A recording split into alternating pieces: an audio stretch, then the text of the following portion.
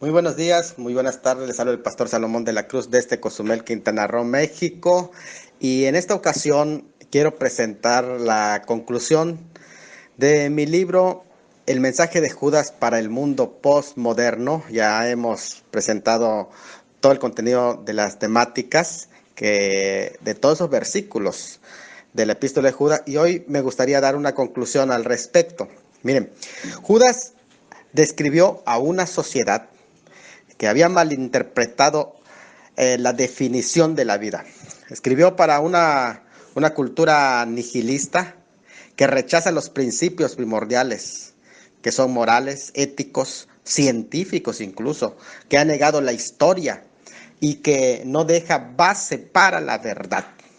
Hombres que dan culto al egocentrismo y rechazan de alguna manera el concepto de la condena del pecado, y rechazan la regeneración.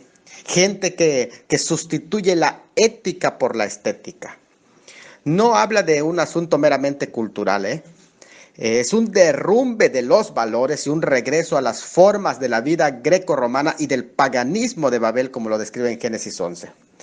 Ese tipo de ideología, si bien produce a un individuo frágil de pensamientos, también hace surgir un gobierno sin valores que lleva a la injusticia social, que a nombre de la solidaridad y democracia pueden producir sin culpas un régimen despótico que incluya asesinatos en masa y que condene al cristianismo incluso como algo inmoral.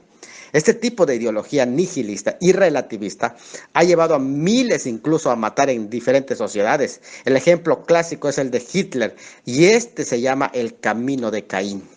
Delante de nuestros ojos se están viniendo abajo los 500 años de historia moderna y más unos 2000 años de cristianismo bíblico, que está siendo reemplazado por una ideología relativista en la que no importa la verdad, sino que todo se vale, incluida la mentira, Es más, se exalta la mentira. ¿Y en nombre de qué? De la tolerancia. Se trata de una sociedad leve, de una sociedad ligera, de una sociedad light. Hoy abundan los pensamientos, pero escasean los pensadores. La ideología relativista es la fuente que produce la corrupción y desgracias a nuestra sociedad. Pero la falsa religión todavía es peor, pues ella puede condenar eternamente a las almas. Por lo mismo, se está predicando a un Dios frágil, a un Dios finito, a un Dios no absoluto, al gusto del cliente. No es el único sabio que presenta Judas 25. No, la aceptación de diversidad de ideales es imposible, pues todo no puede ser verdad, mucho menos ideas totalmente opuestas que son aceptadas todas como verdad. O sea, es una contradicción y es un absurdo. En realidad es una aberración, pero eso es exactamente la sociedad moderna. Es un veneno a largo plazo que gota a gota va matando y lentamente a nuestra sociedad. La realidad se vuelve una interpretación subjetiva, una cuestión de interpretación personal. Total, si te sientes bien, no importa que sea mentira, puedes vivirla. La permisividad, por ejemplo, en el caso de los derechos sexuales, el tema de la ideología de género, eso no es libertad, es más bien un regreso a la esclavitud de la ideología humanista con sus trágicas y fatales consecuencias. Es la contradicción de Coré, ciertamente. Sin embargo, la verdad nos hace libre y Dios es quien determina los valores, porque Él es absoluto en santidad y absoluto en verdad. Él es absoluto. El esquivo o desjerarquización de la verdad a nombre de la paz es solo una señal de la falta de capacidad para ubicar su verdadera dimensión en los hechos, los cuales son presentados como meros relatos. Ya la Biblia realmente es solamente una cuestión de no importa la verdad. Así la Biblia se ha convertido en un mero relato, pero no en la verdad. Bien lo describe en la epístola cuando dice que niegan a nuestro Señor único y Salvador en el versículo 25. El pensamiento postmoderno se preocupa solo por el presente, no le interesa el futuro. Para él es irrelevante. Eso mismo ubica los temas escatológicos como arcaicos, sí. Razón por la que la teología del dominio tiene tanto auge en este tiempo. Pero la venida del Señor es predicación permanente que ya tiene años enseñándose desde Enoc, según nos enseña el versículo 14. El tiempo que vivimos es tiempo de estímulos, los cuales cada vez duran poco menos, todo.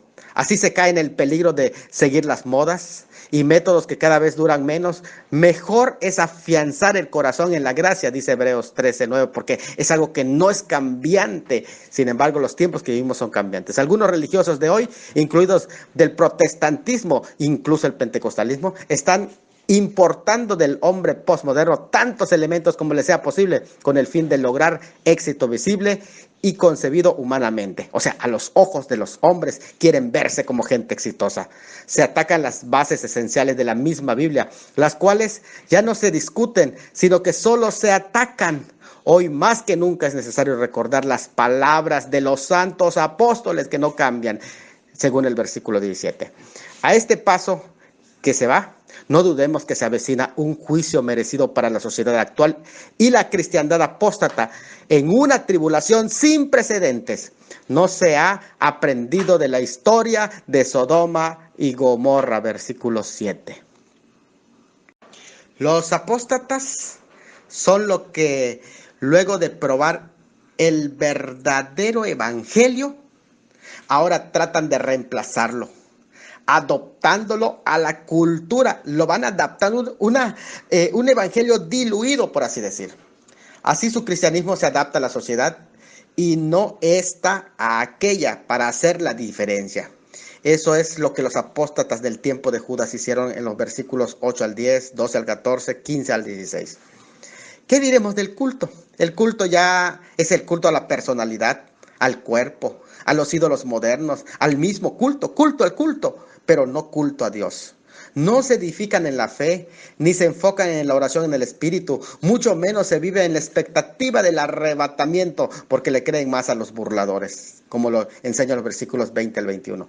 Si los métodos de la sociedad moderna fallaron, ¿no tenemos más opción que caer en la posmodernidad? ¿Existen opciones para la iglesia de hoy? ¿Tenemos que ser radicales en nuestros conceptos? Si fueren destruidos los fundamentos, ¿qué hay que hacer? ¿Seguiremos teniendo responsabilidad ante Dios? ¿Es permitido rebajar los principios a expensas de la paz? ¿Miraremos solo lo contingente, es decir, a corto plazo, y viviremos a la luz de lo trascendente a largo plazo? ¿Qué haremos? ¿Viviremos a la luz de lo emotivo o vamos a ser también reflexivos? ¿Dejaremos que sean los sociólogos y los psicólogos los que señalen el rumbo o los exégetas y los teólogos para que nos enseñen qué es lo que Dios dice?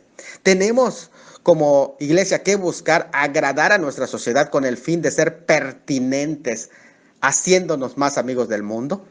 ¿O tiene la Biblia algún tipo de esperanza para el hombre de hoy? Bueno, la epístola de Judas nos enmarca un camino claro.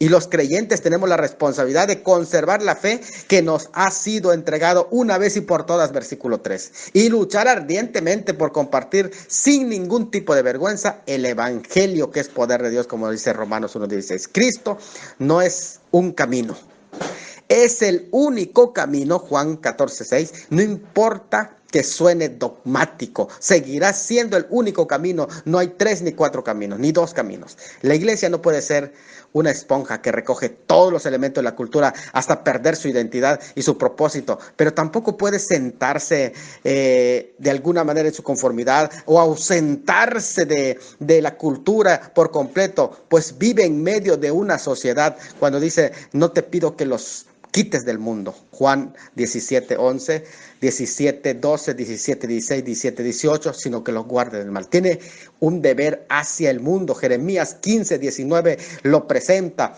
Por ello, no abogamos por ser anacoretas o monjes o ermitaños, sino que debemos influenciar sin ser nosotros influenciados.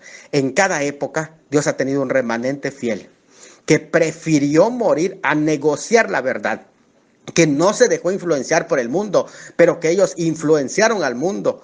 Que nadie infiltre las ideas del mundo a la iglesia, como los del versículo 4 que se habían infiltrado como reptando. Vamos a infiltrarlos nosotros. Vamos a llevar este mensaje, el evangelio. Se trata de genuinos cristianos que estuvieron en la palestra cuando de desenmascarar y denunciar a los apóstoles con nombre y apellido se trataba. 1 Timoteo 1:20. Verdaderos cristianos, no caricaturas de cristianos, que al igual que Judas, el escritor de esta epístola, dijeron no al sistema anticristiano. No callaron, pues el celo que tenían al ver que su fe se estaba licuando, entonces ellos lo llevaron a entregar sus vidas, a morir antes que a negociar su fe. Dos conclusiones que aquí me quedan. Uno, como luz, no podemos estar bajo un almud y escondernos de la sociedad. Mateo 5:15. Y como sal, no podemos perder el sabor y ser contaminados por el insípido mundo posmoderno.